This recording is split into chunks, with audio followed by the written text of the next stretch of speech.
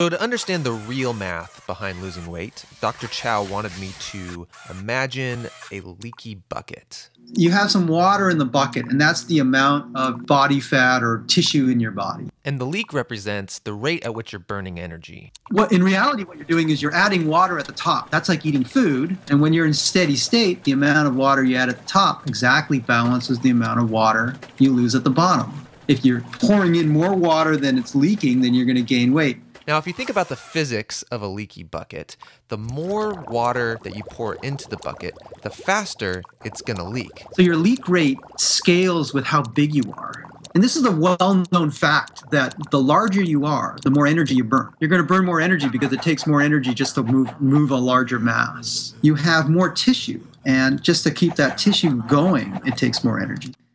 Congratulations, you have a new steady state. But let's say you don't want to stay this large person that you've become. Well, the opposite is true as well. You could pour in a lot less water than you're leaking, but as you start to lose weight, you start to get smaller and you burn less energy. You start to metabolically adapt to your new diet. And so you're never going to lose weight at one constant rate.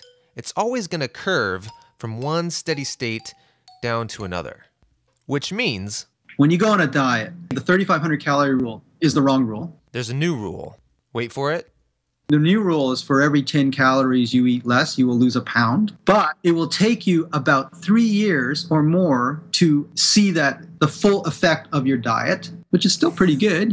All you have to do is eat 100 calories less, you lose 10 pounds. That's like a can of Coke. So you should expect the diet to be extremely slow. Right, but nobody wants a slow diet. We all want to lose 20 pounds for this summer. What's wrong with just focusing on losing weight rapidly? The problem is, once they're down at that new weight, they have to be vigilant for the rest of their life.